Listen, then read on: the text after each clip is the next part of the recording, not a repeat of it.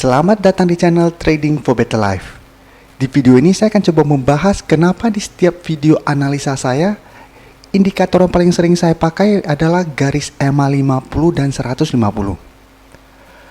Banyak teman-teman yang bertanya, kenapa harus pakai angka itu? Dan apa sih fungsinya? Semoga dengan pembahasan singkat ini bisa menambah pengetahuan teman-teman dalam melakukan analisa teknikal. Untuk teman-teman yang mau merequest saham itu dianalisa, bisa like dan komentar pada postingan Instagram Trading for Better Life yang dipost setiap hari Selasa dan Jumat. Silakan baca syarat dan ketentuan yang berlaku agar komentar yang teman-teman berikan masuk dalam pertimbangan untuk dianalisa. Dan bagi teman-teman yang belum subscribe channel ini, silakan tekan tombol subscribe dan nyalakan loncengnya agar tidak ketinggalan informasi dan analisa saham yang bisa membantu teman-teman mendapatkan profit yang konsisten di bursa saham. Support terus channel ini dengan cara like dan share video ini agar channel ini makin berkembang dan bisa membantu lebih banyak orang. Di grafik ini bisa kita lihat, ini merupakan indikator-indikator yang saya pakai untuk membantu saya dalam melakukan technical analysis. Jika kita lihat, garis EMA yang saya pakai ada 4. Jadi selain 50 dan 150, saya ada memakai angka 8 dan 10. Karena banyak bertanya kenapa saya memakai angka 50 dan 150. Kenapa tidak memakai garis EMA 100 dan garis EMA 200? Itu semua balik lagi ke kenyamanan masing-masing. Karena tidak ada yang salah dengan angka-angka itu. Jadi bukan berarti saya pakai 50, yang pakai 100 itu salah. Itu juga sebaliknya. Semua balik lagi kita lebih nyaman dengan angka yang mana. Dan menurut pengalaman saya pribadi, angka 100 dan 200 itu untuk trading yang lebih jangka waktu lebih panjang. Sekarang contohnya gini. Candle yang kita lihat merupakan candle daily. Jadi candle harian. Apabila kita ingin trading untuk jangka waktu lebih lama, biasanya orang memakai candle weekly. Untuk yang mau jangka waktu lebih panjang lagi, dia memakainya candle monthly atau bulanan.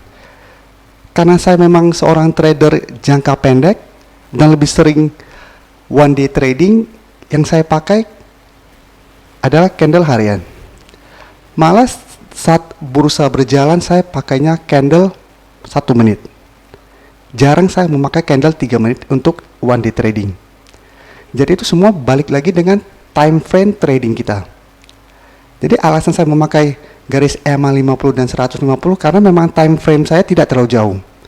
Apabila kita seorang trader jangka panjang atau investor yang mau melakukan analisa teknisis, mungkin kita makainya 100 dan 200. Sedangkan untuk garis 8 dan 10 ini sebenarnya saya pakai untuk melihat tren saat ini. Jadi saya tidak akan panjang lebar menjelaskan untuk yang 8 dan 10 karena itu untuk trader jangka pendek. Sekarang untuk Bollinger Band, saya memakai garis Bollinger Band bukan untuk mengetahui mana resisten, mana supportnya. Tapi saya pakai untuk mendapatkan garis MA 20. Jadi selain 8, 10, 50, dan 150, saya masih ada garis 20. Dan kekurangan di chart Nexus itu, garis moving average coba boleh maksimal 4. Karena saya butuh 5, jadi saya pakai Bollinger Band. Dan kenapa alasan garis EMA 50 dan 150 sering saya pakai untuk support atau resisten kuatnya? Itu baik lagi ke pengalaman. Sebagai contohnya kita lihat saham ACE ini, setiap kali dia berusaha naik menembus garis EMA 50 dan 150, dia turun kembali. Yes, masih berusaha break, masih gagal. Sekarang mulai turun dan selalu gagal saat mendekati garis EMA 50. Video tentang penggunaan moving average sebenarnya setelah saya buat pada video awal-awal channel ini dibikin. Jadi untuk teman-teman mau lebih jelas cara pemakaian garis moving average, bisa nonton video sebelumnya. Link akan saya taruh di bagian deskripsi dan di bagian belakang. Jadi saat ini saya akan kasih contoh doang beberapa saham yang terlihat turun saat menyentuh garis EMA 50 dan 150.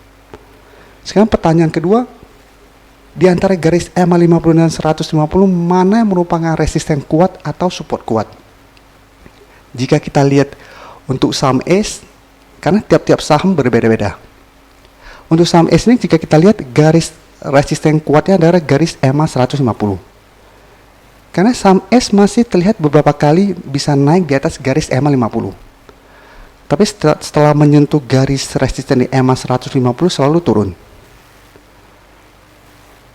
Sekarang kita akan coba screening beberapa saham untuk lihat di mana garis resisten di EMA 50 dan 150-nya. Sekarang kita lihat Adro. Adro juga sama.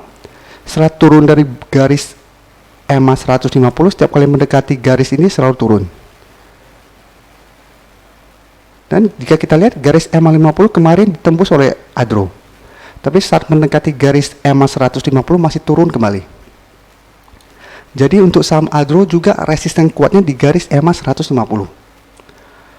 Walaupun garis EMA 50 juga merupakan resisten, tapi tidak sekuat garis resisten di EMA 150. Karena selalu saya jelaskan di analisa, apabila teman-teman beri di harga bawah dan ingin take profit, boleh take profit apabila terlihat mulai turun saat menyentuh garis EMA 50 dan 150. Ya, karena memang style saya adalah trading jangka pendek, saya jarang menahan saham lebih dari 4 hari. Jadi contohnya saya dalam seminggu bursa buka 5 hari, biasanya saya beli hari Senin, tahan paling lama Kamis atau Jumat. Jadi hari Kamis atau Jumat kebanyakan saya sudah menjual saham. Mau untung mau rugi, biasanya saya udah jual. Setelah itu saya cari saham yang lain. Sekarang kita coba lihat. Untuk saham ADI bisa kita lihat, setiap kali mendekati garis EMA 50 saja, ADI sudah mulai turun kembali. Jadi bisa kita lihat garis EMA 50 untuk saham ADI juga merupakan resisten yang sangat kuat. Jadi belum sampai menyentuh garis EMA 150, dia telah turun kembali. Sekarang coba kita lihat. Saham Antam bisa kita lihat, Antam juga sempat naik melewati garis EMA 50. Tapi setelah berusaha break dari garis EMA 150 gagal. Satu mulai turun kembali. Jadi garis EMA 50 memang resisten tapi tidak sekuat garis EMA 150. Dan jika kita perhatikan jarak garis EMA 150 dan 50 sudah lumayan jauh. Jadi ini bisa merupakan range trading kita. Jadi apabila Antam berhasil break dari garis EMA 50 ini, jaraknya lumayan jauh, ini kita bisa mendapatkan profit dari jarak sejauh ini. Jadi apabila kita beli saat break, kita bisa take profit saat mendekati garis EMA 150. Dan ingat, ini hanya untuk trading jangka pendek. Dan ini salah satu strategi trading saya. Jadi tunggu saham yang breakout atau tunggu di sekitar daerah supportnya. Setelah itu jual saat mendekati resisten. Coba kita lihat yang lain.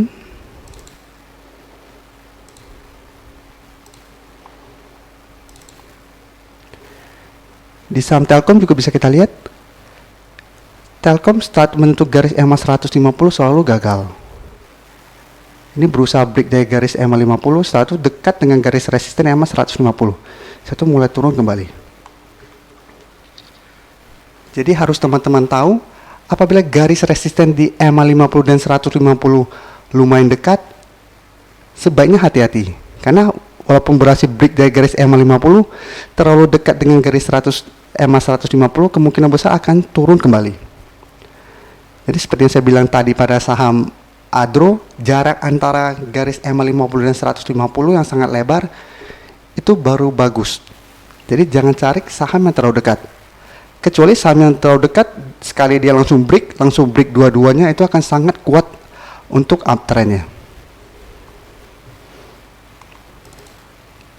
Ini juga bisa kita lihat, berusaha break dari garis EMA 50, karena terlalu dekat dengan garis EMA 150, mulai turun kembali. Setelah itu saham TINS juga masih gagal saat menyentuh garis EMA 50. Jadi saat ini memang hampir semua saham sedang downtrend. Dan walaupun dalam 2 minggu terakhir ini mulai naik kembali, Jika kita lihat, setiap kali berusaha naik untuk mendekati garis EMA 50 selalu gagal. Jadi turun kembali. Coba kita lihat saham lain.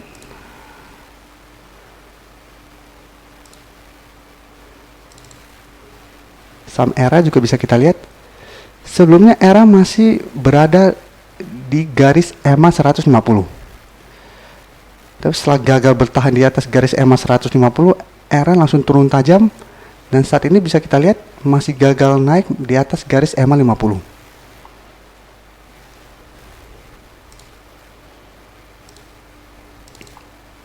Jadi saham JPFA juga bisa kita lihat berusaha break dari garis EMA 150 dan gagal, setelah itu mulai turun kembali.